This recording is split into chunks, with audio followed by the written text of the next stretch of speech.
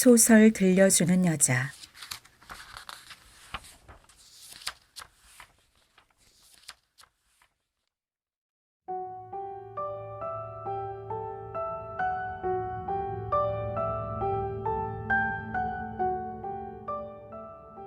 주홍 글자.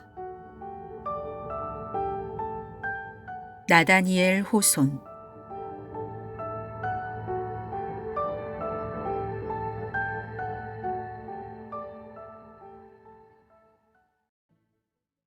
가장 보잘것없고 대수롭지 않은 기억이며 어린 시절과 학생 시절에 일어났던 일들이며 운동 경기며 어린애답게 싸우던 일이며 처녀 시절의 자질구레한 집안일들이 머릿속에 한꺼번에 떠올라 그 뒤에 일어난 아주 중요한 일이 무엇이든 그것과 한데 뒤섞여 버렸다. 이 회상 장면 하나하나가 모두 생생했으며 마치 모든 것이 비슷한 중요성을 띠고 있거나 한편의 연극 같기도 했다. 어쩌면 그것은 주마등같이 변화무쌍한 환상을 머릿속에 그려냄으로써 가혹한 현실의 압력과 무자비에서 벗어나기 위해 그녀의 정신이 본능적으로 꾸며낸 것이었는지도 모른다. 어찌되었든 형틀이 놓여있는 처형대는 헤스터 프린이 행복했던 소녀 시절부터 지금까지 걸어온 인생 여정을 그녀에게 남김없이 보여주는 하나의 조망대와 같았다. 이 비참하고 높다란 자리에 서 있는 그녀에게 또다시 고국 영국의 고향 마을과 부모의 집이 새삼스럽게 보였다. 허물어져가는 잿빛 돌집은 가난에 찌든 모습을 하고 있었지만 현관 위에 걸려있는 반쯤 지워진 방패형 문장이 유서 깊고 지체 높은 가문임을 말해주고 있었다. 뒤이어 대머리진 이마에 점잖은 흰 수염이 옛날 엘리자베스 시대풍의 주름깃 위까지 늘어져 있는 아버지의 얼굴이 보였다. 그녀의 기억 속에서 언제나 떠오르는 애정 많은 어머니의 걱정과 근심에 찬 얼굴도 보였다. 어머니의 표정은 그녀가 세상을 떠난 뒤에도 이따금 헤스터의 인생 행로에 자애로운 충고가 되어 발길을 멈추게 했었다. 또한 그녀 자신의 얼굴도 보였다. 묘령의 아름다움이 눈이 부시도록 빛이 나서 그녀가 늘 들여다보곤 했던 침침한 거울 속이 온통 환해지는 듯 싶었다. 그 거울 속에는 창백하고 수척한 학자다운 용모에다 나이가 지긋한 사내의 또 다른 얼굴이 보였다. 등불 밑에서 묵직한 책을 골똘히 많이 읽은 탓에 두 눈이 희뿌옇게 흐려져 있었다. 그러나 그 침침한 눈은 일단 인간의 마음속을 꿰뚫어 보려고 마음먹기만 하면 신통한 통찰력을 발휘했다. 헤스터 프린이 여성 특유의 공상으로 어쩔 수 없이 기억해낸 그 사람은 은둔자로 서재에 틀어박혀 사는 사내로 기형적으로 왼쪽 어깨가 오른쪽 어깨보다 조금 치켜 올라가 있었다. 기억의 화랑 속에서 그 다음 그녀 앞에 나타난 것은 어느 대륙의 한 도시에 있는 복잡하고 좁다란 한 길이며 드높은 회색 집이며 오래된 데다가 괴이한 건축 양식의 우람한 성당과 낡은 공공 건물들이었다. 그런데 이 도시에서는 그녀의 기억 속에서 여전히 기형적인 모습을 하고 있는 한 학자와 맺어진 새로운 생활이 그녀를 기다리고 있었다. 명색은 새살림이었지만 실제로는 무너져가는 담장 위에 낀 푸른 이끼처럼 시간이 흘러 캐캐 묵은 물질을 먹고 살아가는 그런 생활이었다. 그리고 장면은 잇따라 바뀌어 마지막으로 이런 것 대신에 온 마을 사람들이 모여 헤스터 프린을 그랬다. 바로 그녀 자신을 말이다. 추상 같은 눈초리로 쏘아보고 있는 청교도 식민지의 투박스러운 시장터로 다시 돌아왔다. 그리고 그녀는 지금 두 팔에 갓난아이를 안고 가슴에는 금실로 환상적으로 수놓은 주홍 글자를 단 채 처형대 위에 서 있는 것이 아닌가. 정녕 이것이 현실이란 말인가. 헤스터가 갑자기 갓난아이를 품 안에 꽉 껴안는 바람에 아기가 울음을 터뜨렸다. 그녀는 슬며시 주홍 글자를 내려다보고 심지어 갓난아이와 치욕의 징표가 과연 실제로 존재하는지 확인하려고 손가락으로 만져보았다. 그렇다. 이것은 정말로 그녀의 현실이었다. 그 밖에 다른 것은 이제 모두 사라져버리고 말았다.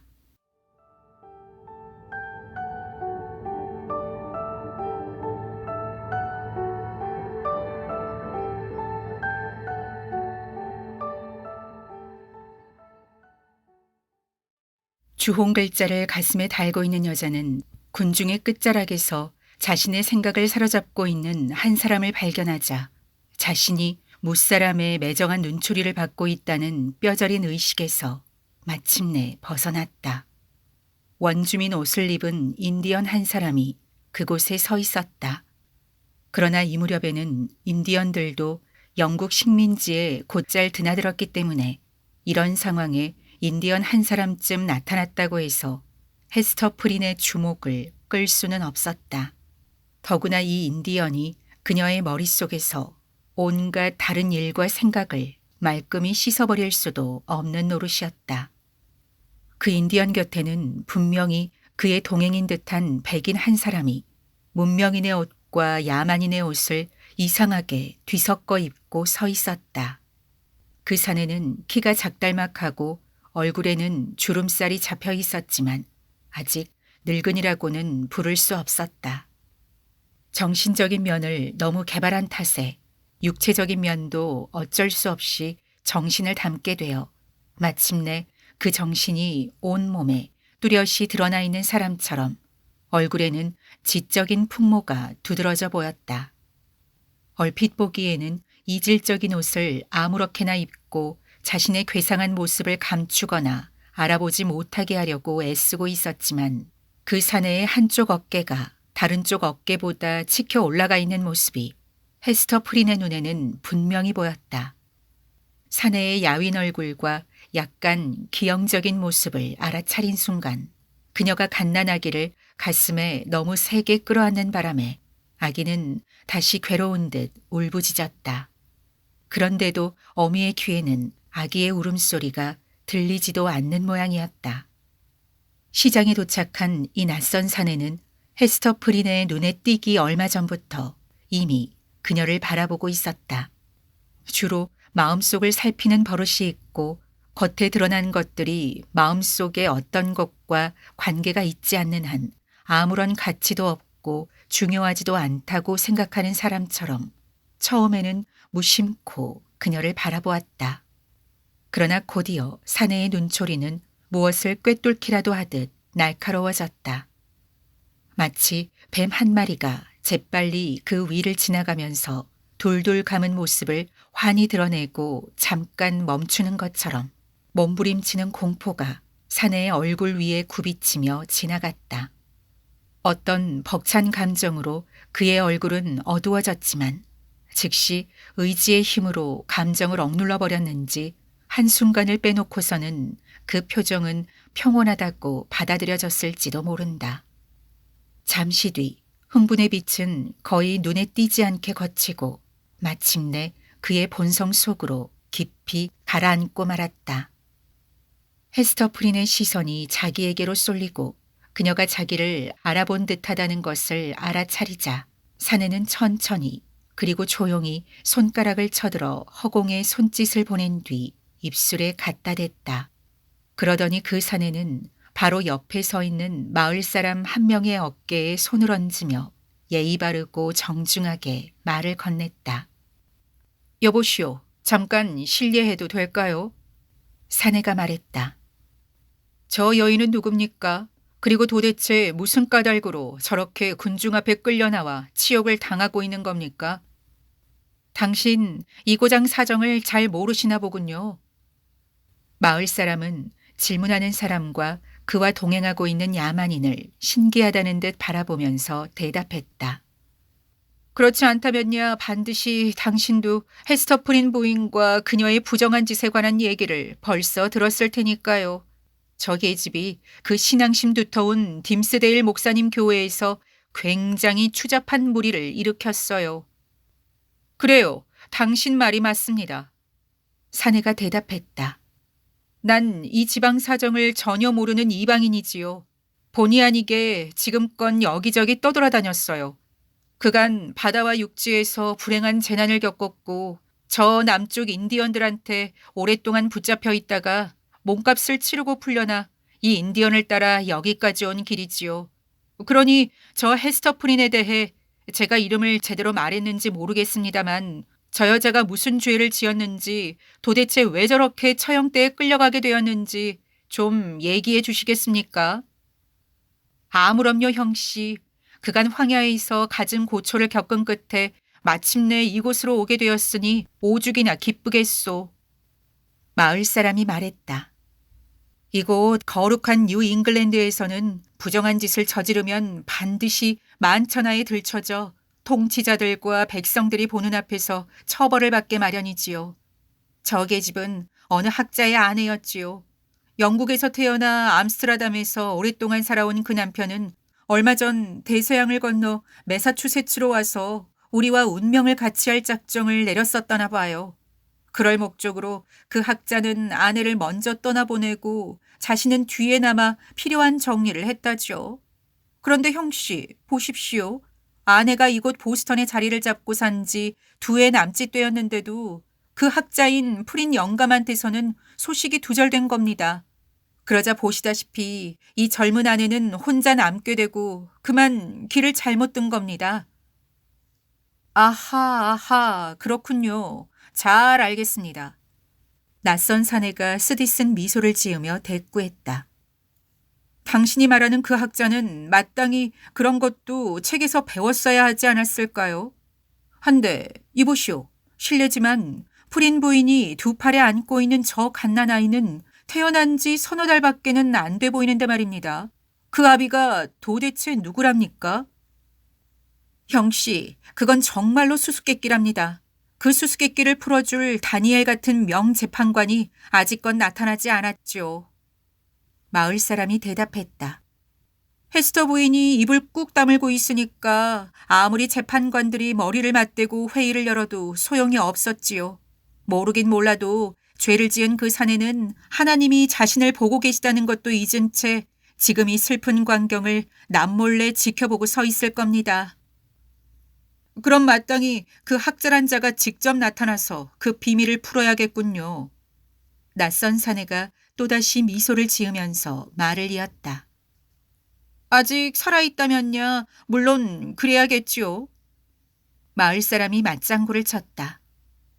하지만 형씨, 우리 매사추세츠의 재판관들은 저 계집이 젊고 예뻐 억센 유혹을 뿌리치지 못해 타락했으려니 생각하여 게다가 계집의 남편이 필시 바다에 빠져 죽었으려니 생각하여 공정한 법이 정한 극형을 저 계집에게 적용할 용단을 내리지 못했지요. 법대로 형벌을 내린다면 사형에 처해야 마땅하지요. 그런데 자비로운 나리들은 프린 부인에게 고작 3시간 동안 처형대 위에 서 있은 뒤 살아있는 동안 내내 가슴에 치욕의 징표를 달라고 명령했을 뿐이지요. 생각해보면 현명한 판결이로군요. 낯선 사내가 정중하게 머리를 끄덕이며 말했다. 그러면 저 여인은 치욕의 글자가 비석 위에 아로 새겨질 때까지 죄를 훈계하는 살아있는 설교가 될 테니까요. 그런데 저 여인과 함께 불륜을 저지른 사내가 적어도 자기 연인과 나란히 처형대 위에 서지 않다니 참 애석하구려. 하지만 그 사내도 어차피 알려지게 되겠죠. 이제 곧 그 정체가 드러날 거라고요. 드러나고 말고요. 사내는 이 이야기를 전해준 마을 사람에게 정중히 머리를 숙여 인사를 한 뒤 동행한 인디언에게 뭐라고 몇 마디 수군거리며 군중 사이를 함께 빠져나갔다. 이런 일이 일어나는 동안에도 헤스터프리는 낯선 사내를 한결같이 뚫어지게 바라보며 처형대 위에 서 있었다. 너무나 뚫어지게 바라보고 있었기 때문에 온통 정신을 빼앗기고 있던 순간에는 이 물질 세계의 온갖 만물이 말끔히 자취를 감추고 오직 그 사내와 자기만이 남아있는 듯 싶었다.